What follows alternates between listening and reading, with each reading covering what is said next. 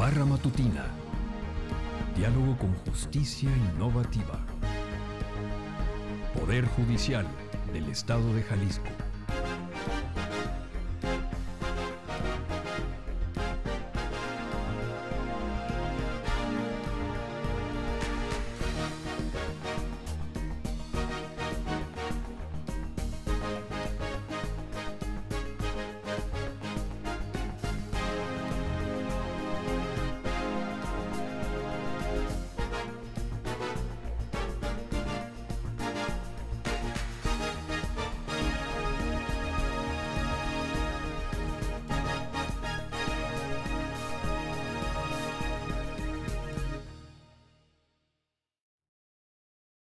¿Qué tal? Muy buenos días. Bienvenidos a la Barra Matutina, Diálogo con Justicia Innovativa que el Poder Judicial del Estado tiene a bien traer para todos ustedes. Nos da mucho gusto que nos estén sintonizando a través de nuestras redes sociales. Y bueno, pues aquí van a tener la liga en donde podrán sintonizarnos. Esta mañana es muy especial ya que contamos con la presencia de una persona que seguramente van a vincular con la voz que nos presenta cada mañana a la Barra Matutina, pero no solamente la voz, la música. Él es el compositor y el creador de esta música, el intérprete y además esa voz tan bonita que él tiene. Él es el maestro Joel Juanqui. Muchísimas gracias, maestro, por estar esta mañana con nosotros. Gracias por aceptar la invitación. Muy buenos días, muchísimas gracias por tu cordial invitación y aprovecho la ocasión para extender un cordial saludo a todos los seguidores de este magnífico programa que es Barra Matutina. Gracias. Miren, pues seguramente muchos de ustedes a lo mejor van a decir es conocido. ¿Por qué? Porque pues es un pianista que se ha abierto camino desde sus inicios aquí, justamente en Guadalajara, a pesar de que él es de Sinaloa. Pero, Joel, cuéntanos un poquito más de ti, si me permites hablarte de tú. Por supuesto, rompamos protocolos. Bien. Sí. ¿De dónde eres? ¿Quién es Joel Juanqui? Mira, Joel Juanqui nace en 1965 en Culiacán de Rosales, Sinaloa. Desde chiquillo empecé a tocar el piano como a los 4 años. Incluso a los 6, 7 años ya era alumno regular de la Escuela de Música de la Universidad Autónoma de Sinaloa, una deferencia que se hizo a través de una recomendación por el rector general. Sí. Y tuve maestros tanto institucionales como maestros particulares, de Culiacán, Mago de Corona, el maestro Wenceslao también, Tomás Esquer Wenceslao. Después me vine a Guadalajara buscando un horizonte distinto al del arte, pero bueno, creo que uno nace ya con esa tendencia y terminé inscribiéndome en lo que es actualmente el Departamento de Música de la Universidad de Guadalajara, donde estudié con la maestra Leonor Montijo Berod y el pedagogo alemán Friedemann Kessler. Actualmente soy catedrático de tiempo completo de esta noble institución. Bueno, siguiendo un poco tus pasos, porque hemos sido, bueno, yo soy fan, me declaro fan, pero además estuviste un tiempo en Sinaloa, en donde tuviste la oportunidad de ser el director de cultura de aquella región. Estuve otro puesto, pero fui convocado para colaborar en mi propia tierra de nacimiento y tuve el privilegio de tener la coordinación de vinculación y proyectos culturales, donde nos tocó diseñar todos los programas curriculares de la Fundación de las Orquestas Infantiles de todo el estado de Sinaloa. Y algo que bueno, él no lo ha comentado y no lo ha dicho, pero yo me lo sé, es que, bueno, pues es un gran exponente de la música. Su ascendencia china lo ha llevado también a tocar en aquel lejano país y bueno, en muchísimos lugares del mundo. Has estado en Nueva York, has estado en el sur de América, Sur, sí. Has estado en Europa. Bueno, pues sí me gustaría que nos platicaras un poco de estas giras internacionales y bueno, nacionales, que yo sé que has recorrido una buena parte del país y no se diga del estado. La responsabilidad que nos lleva a presentarnos en el escenario, no existe diferencia alguna si es un pueblo, si es una ciudad, si es un gran teatro internacional. Lleva por ende la misma responsabilidad de compartir con el público aquello que tanto te gusta hacer, ¿verdad? En lo particular, a mí me encanta tocar el piano y he podido viajar en distintas ciudades de nuestro país, poblaciones tan pequeñas que no se imaginan que vamos a ser felices haciendo música a través del piano. China ha sido uno de los elementos que por ascendencia genética me llenó de emoción. Tuve 2 giras de conciertos y la última presentación se verificó en el Conservatorio de Música de Shanghai, donde tuvimos muy buena público, muy buena aceptación. Claro. Y he viajado a Alemania, he tocado en Italia, en Nueva York. Tocamos 2 días antes del lockdown general por la pandemia. Creo que fue el último concierto de música clásica que se ofreció en esa ciudad. Y durante toda la pandemia realizamos una labor pedagógica y de acompañamiento muy especial con nuestros alumnos. Y gracias a este nicho de oportunidades, tuve la fortuna de que ingresaran a la familia de alumnos de Taiwán, de Canadá, de Sudamérica y de distintas ciudades del país que hasta la fecha, a través de las clases online, seguimos departiendo California también, los conocimientos del mismo. Dentro de las actividades que yo realizo es la pedagogía pianística musical, una especialidad no muy común en el área académico de las instituciones universitarias, pero además la travesura de ser compositor me ha abierto la posibilidad de musicalizar cortometrajes, he hecho composiciones de música no tan académica, ¿verdad? La música pop no está peleada con el gusto de las personas, nos encanta tocar la música pop. Y de la última producción discográfica hice un experimento muy interesante. Grabé una canción de Poncho Lizárraga de la Banda del Recodo, por lo que creo que soy el iniciador, si no brinca por ahí alguien antes que yo, del género musical pianístico Tex-Mex. Ay, no, bueno. Muy interesante. Sí. Una mezcla bastante extraña de pensar, pero que además yo ya la escuché y es maravillosa. Incluso, sí, bueno, está muy padre. Aprovechando, ¿dónde encontramos tu música? ¿Cuántas producciones discográficas tienes ya? Actualmente tengo 3 producciones discográficas, de las cuales la de Cover Pops de Iberoamérica se encuentra ya en todas las plataformas de descarga de streaming. Está por aparecer en la plataforma también de streaming mi primera producción discográfica que se llama De Profundis y que es el catálogo de obras, la mayor parte de las obras que compuso el maestro autlense Hermilio Hernández López. Estemos al pendiente, no tarda en aparecer ya en las plataformas digitales de descarga y de transmisión. Y está a punto de salir un disco de composiciones propias que son 7 meditaciones para piano inspirados de lo que vivimos, gozamos y sufrimos durante la pandemia. Ay, qué interesante. Yo creo que va a ser todo un hallazgo y seguramente identificándonos muchos de nosotros, seguramente con algún momento complicado o de felicidad o de infelicidad que esto nos trajo. Bueno, aprendizaje, pues estaremos finalmente, sí. Mucho aprendizaje. Así es. Y agradecimiento por los que todavía estamos aquí, por los que nos dejaron y por los que se fueron también, ¿no? Esa es parte de un aprendizaje. Sí. Pues yo creo que todo este bagaje que tú nos has platicado y nos has compartido, seguramente nos lleva a un siguiente punto. Hace, creo que un par de años, si no me equivoco, fue durante la pandemia, tuvimos la oportunidad de tener una charla, una plática, una conferencia muy, muy amena que tenía que ver con el plagio musical. Sí. Y que justamente este programa, que es para difundir la cultura jurídica, que yo sé que no eres abogado, sin embargo, desde el punto de vista de músico, de todo un especialista en esta área, pues te has documentado bastante. ¿Y qué conlleva o cómo se puede dar un plagio musical?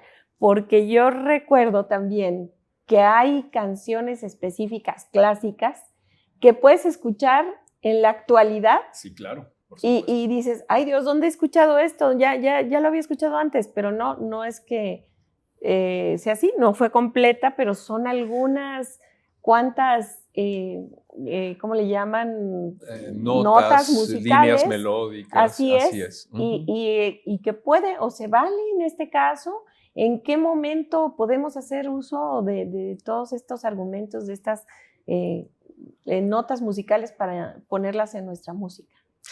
Dos de los compositores más famosos de la antigüedad musical, Juan Sebastián Bach y Antonio Vivaldi, un alemán y un italiano, tuvieron mucho que ver entre sí.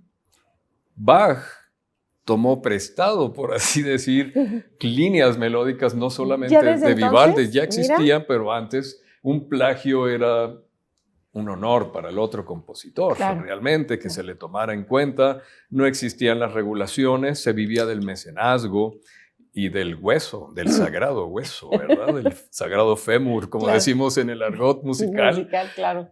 Y bueno, esa práctica continúa a través de los siglos, pero, oh sorpresa, nace la industria de la música. Y es gracias a la industria de la música que comenzamos a tomar cartas en el asunto y comenzamos a entender de qué se trata el plagio. Según la Real Academia de la Lengua Española, el término plagium viene del latín plagium, que se utilizaba para la compra y venta de esclavos. Actualmente se utiliza pues, para la suplantación de identidad de las personas, el secuestro, para decir de una manera más correcta, y plagios, del griego, que tiene que ver con algo oblicuo, obtuso, mañoso, tramposo. Y más bien nos vamos a agarrar del término griego para poder hablar sobre lo que es el plagio.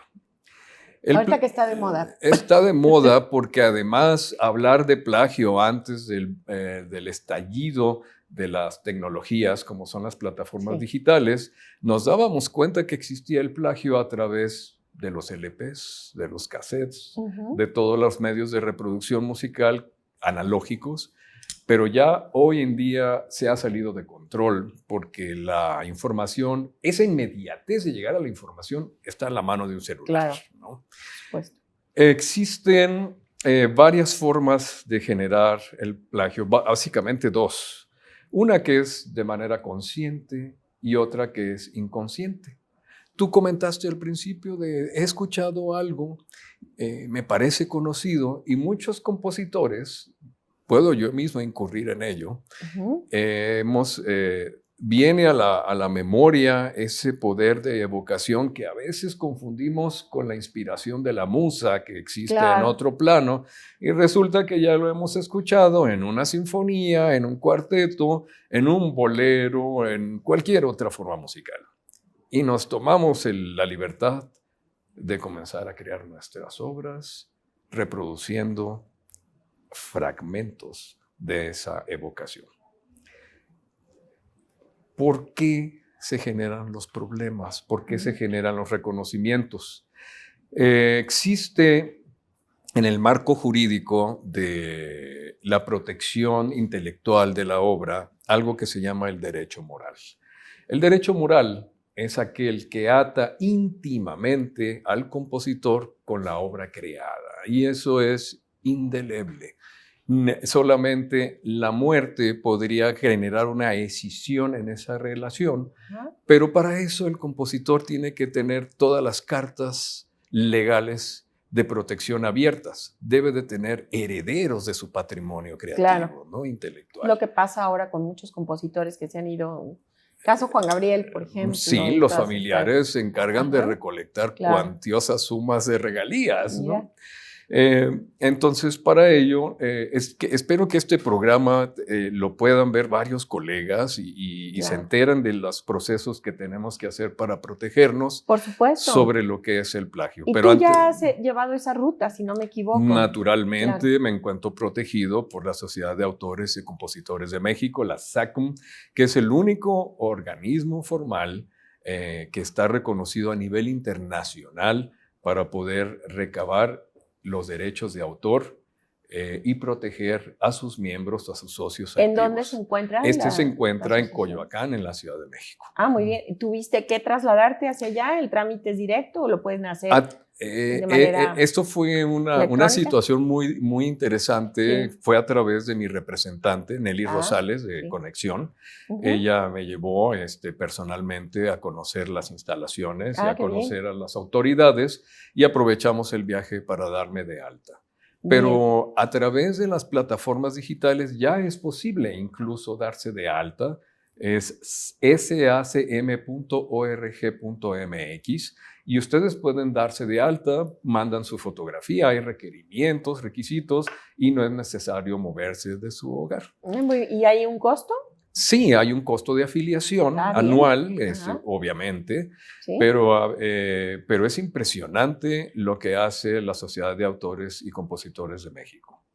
Antes de abundar un poco más sobre la SACM, Sí. es necesario saber que para poder registrar las obras en la SACM, necesitamos registrar nuestro patrimonio intelectual musical ante INDAUTOR, que es Bien. precisamente una dependencia de orden federal, que antaño nosotros teníamos que ir precisamente Sí. a la Ciudad de México, o generar, como pertenece a la Secretaría de Educación Pública, generar trámites desde la Secretaría en el estado local.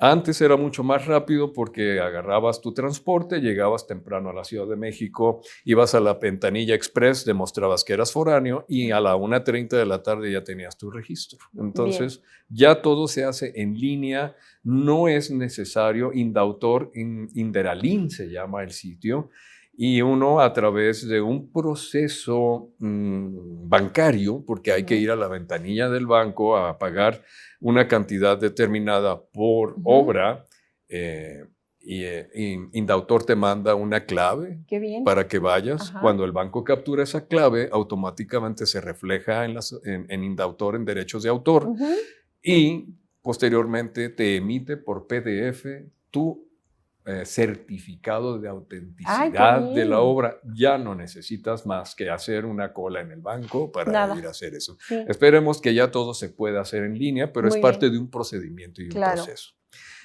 Para poder, volviendo hacia la Sociedad de Autores y Compositores, para poder registrar tu obra, es necesario presentar tu certificado de INDAUTOR. Perdón, ¿podríamos repetir la página en donde encuentran esto para que aquí nos hagan favor de poner Por la liga? supuesto, es el primer organismo al que cualquier compositor o autor intelectual de obra artística, ya sea literaria, pictórica, cinematográfica, cualquier producción que tenga que ver con las bellas artes, tiene que ir uno a indautor.gov.mx. Bien, muchas Ahí se encuentran todas las opciones para brincar hacia la sección de trámites en línea. Y una vez que ya tienes el certificado, puedes comenzar a navegar en la Sociedad de Autores y Compositores de México, que es la SACM, sacm.org.mx. Bien. Muy importante.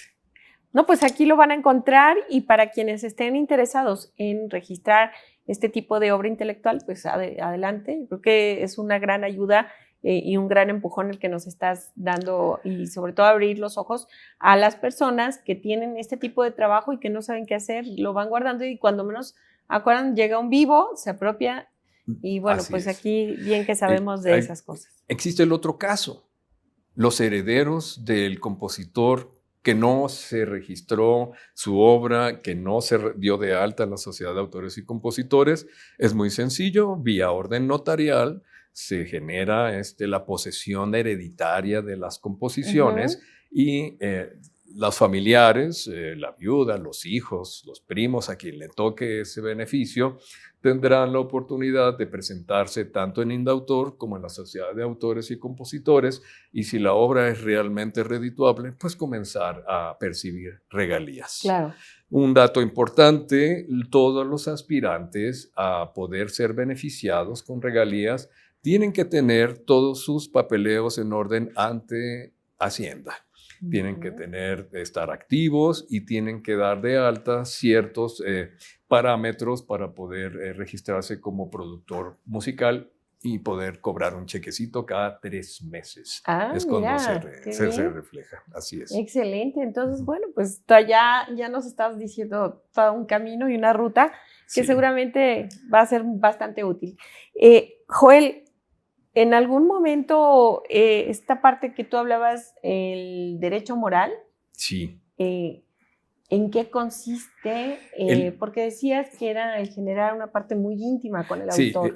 hablar del derecho moral es ya hablar directamente del marco jurídico y penal sobre la protección y el reconocimiento de una posible violación a los derechos de aquella persona que genera material intelectual artístico. Como lo dije anteriormente, es la íntima relación que existe entre la obra compuesta y su creador. Ese es el derecho moral. A partir de ahí se genera toda una gama, una cascada de situaciones que comienzan a devengar situaciones como la transmisión, la publicación, la reproducción en distintos lugares de manera física o digital. Incluso en el marco legal se ha especificado que la punición que se realiza a través del mal uso, porque estamos hablando de plagio precisamente, se verifica a través de todas las plataformas que hemos mencionado y las posibles que puedan aparecer en un futuro gracias al desarrollo de las tecnologías. Pero aquí hablemos precisamente cómo podemos proteger el derecho moral. Depende de la especialidad legal que pueda tener el abogado que va a defender los derechos sobre experiencia en materia de derechos de autor y de plagio, o asistir precisamente a la protección que te brinda la Sociedad de Autores y Compositores de México, porque poseen un gran buffet jurídico en donde ya tienen todo semblanteado. Ellos pueden acudir naturalmente. Okay. Bien. Y tenemos que poner en este momento el dedo en la llaga. ¿De acuerdo? Me imagino. Sí. A ver, pues ponlo de una las vez. regulaciones, aquí hablemos, ¿de qué carecemos entonces? Aquí hablemos de plagio realmente. Ajá.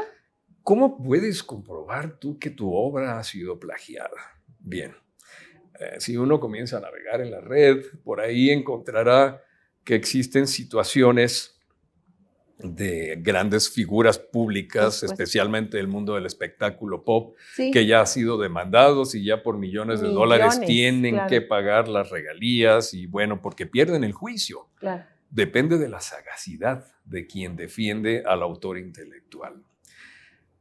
De tradición se decía que los primeros 4 compases musicales, ¿qué es un compás musical? Es lo que la música se compone, los que tenemos un poco de conocimiento musical, sabemos que la música se escribe a través de un lenguaje gráfico en pentagramas y se dividen mediante barras. Esas barras generan unas casillas que son los compases, ¿de acuerdo? Entonces, si 4 compases de esas casillas están copiadas fielmente, maestro, tienen problemas. Entonces, en Europa pasaron de ser de 4 a 7 y hasta 8. Parece que ha sido un poco laxa la forma en que se defiende. ¿Y en América es de 4 entonces? Mira, en América, en México, depende, como te lo digo desde un principio, de la sagacidad de quien defiende al autor intelectual.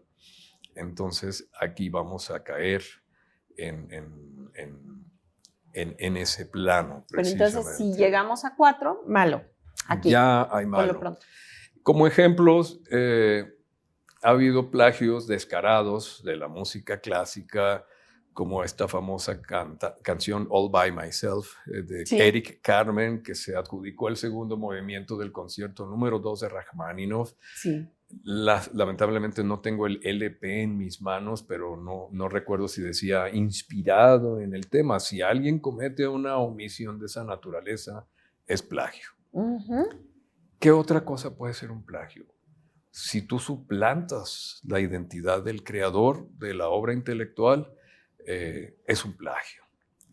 Si copias fielmente fragmentos, no solamente de música, puede ser literario, puede ser de imágenes, incluso tus mismas fotografías, si son utilizadas, las Sin tu pescan, sí, autorización. si las toman Claro. de la red y tú no das la autorización, es considerado un plagio. Está de moda copiar tesis, fragmentos largos, está de moda copiar música. Claro. Y para eso existen precisamente los organismos que se van a encargar de defender a los autores. Muchas ocasiones vemos en los programas de televisión que está al final prohibido la reproducción parcial o total de de fulana de obra. tal cosas. Esa prohibición se termina cuando Ajá. se generan, se otorgan los permisos por las organizaciones que protegen a los autores intelectuales y mediante una cuota fija pueden hacer uso públicamente de todo ello. Restaurantes, fiestas pueblerinas, radiodifusoras, cualquier cosa, cualquier lugar que tenga la facultad de transmitir públicamente la música, tiene la obligación de pagar derechos por ello, ¿no? Otra pregunta y es muy recurrente que, por ejemplo, vemos en las redes sociales videos que luego está la crucecita y está mute, ¿no? Y dice, Están no en se tienen silencio. los permisos o el propietario de la música reclamó los derechos y no se permite o te dicen, te voy a vetar este video en razón de que la música no se puede reproducir. Es muy cierto esto. Todas las plataformas de video que tienen utilización de música o de diálogos, de cualquier naturaleza de transmisión de información, poseen actualmente un algoritmo muy específico que detecta, esto es casi de brujería, ¿verdad? Casi les diría yo. Al principio comenzaron haciendo este tipo de castigos, cancelando los videos, poniéndolos en silencio, invirtiéndolos, poniendo una pantalla de protección. Pero conforme han pasado los días, también los organismos de protección para la propiedad intelectual han ido más lejos y para el beneficio del autor original. Ya ahora detectan el posible mal uso sin permisos de la obra que se quiere utilizar y el algoritmo detecta quién es el autor, de quién es y mandan un mensaje. Entonces te dicen, tu video está infringiendo las normas de derecho de autor, lo vas a seguir utilizando, pero cuantas veces lo vean las personas, la monetización, ese término que está de moda, ¿verdad?, pasará directamente al autor intelectual, pero tú lo puedes seguir usando desde tu plataforma, pero a ti no te va a caer ningún centavo. Claro, exacto. Por supuesto, estás lucrando con la así es. intelectualidad de otros. Yo ya lo viví. ¿Sí? Tengo grabado un concierto de Beethoven con la Orquesta Sinfónica Sinaloa de las Artes, dirigida por Gordon Campbell, y me mandaron un mensaje que estaba utilizando el audio de un artista alemán de los años 40, 50 por ahí. Y ya me puse a investigar y fue una sorpresa muy grande saber que mi versión en los primeros compases era literalmente idéntica, mi interpretación, a la de la grabación antigua que existía. Wow, y yo no conocía esa escuela alemana. Esto se lo debo a mi maestro Friedemann Kessler. Claro. Esa escuela, ¿verdad? Claro. Y existe ante este tipo de situaciones la posibilidad del reclamo de derechos de autor. Entonces tú, como generador de la idea intelectual, escribes y haces los protocolos necesarios para, a través de estas plataformas donde se genera la proyección de videos musicales y de otra naturaleza, para que se estudie el caso y finalmente sales favorecido. Sí. Joel, prácticamente se nos está acabando el tiempo y esta plática podría darnos para muchísimo más, y cómo me gustaría que tuviéramos un piano aquí para que incluso fuera como más didáctico esto. Sí. Sin embargo, sé que tienes y manejas muchísimo y muy bien las redes sociales. Sí, sí. ¿Cuáles son para que en algún momento, si las personas quisieran compartirte alguna inquietud y que pudiera estar a la mano, pues a tu alcance la posibilidad de apoyar, nos pudieras compartir. ¿Cómo no? En Twitter estoy como @JoelJuanqui, mi nombre es JOLJUAN, Q de queso, U de uva y de Ignacio. De la misma manera estoy en Instagram y en Facebook. Aquí están apareciendo en este momento para que y mi canal musical en YouTube es youtube.com/ @JoelJuanqui pianista. Así es como me pueden identificar rápidamente. Bien, y bueno, pues seguirte a través de tus redes sociales. Sí, ahí estoy publicando novedades todo el tiempo. No sé si habrá todavía tiempo de semblantear una cosa muy importante. Esto lo quiero hacer patente porque es un caso de uno de mis alumnos del Departamento de Música de la Universidad de Guadalajara, donde me compartió felizmente que sus composiciones habían sido trepadas, como decimos en el lenguaje coloquial, a las redes de transmisión virtual. Sí. Pero las personas que se ofrecieron a hacerlo le dijeron que con mucho gusto lo hacían, siempre y cuando se dieran los derechos de las composiciones de una manera ventajosa, gandallista y leonina. En la ignorancia y el desconocimiento de nosotros sobre este tipo de procedimientos, cedemos felizmente el material para que unos terceros se encarguen de la promoción. Quiero que sepan todas estas personas que están incurriendo en un grave delito que puede ser castigado duramente por la Ley de Protección de Derechos de Autor, y los productores de la idea intelectual siguen siendo los propietarios de sus obras. No se dejen engañar por este tipo de personas. Es mucho más sencillo promoverse a través de las plataformas digitales que depender de falsas promesas de promoción por organismos que no tienen la autoridad ni moral ni jurídica de apropiarse de ninguna obra intelectual de ningún artista creador. Eso sí, con eso quisiera yo cerrar. Y pues muchísimas gracias por compartirnos todas estas cuestiones. Y por último, Joel, ¿qué le espera a Joel Juanqui para este 2023?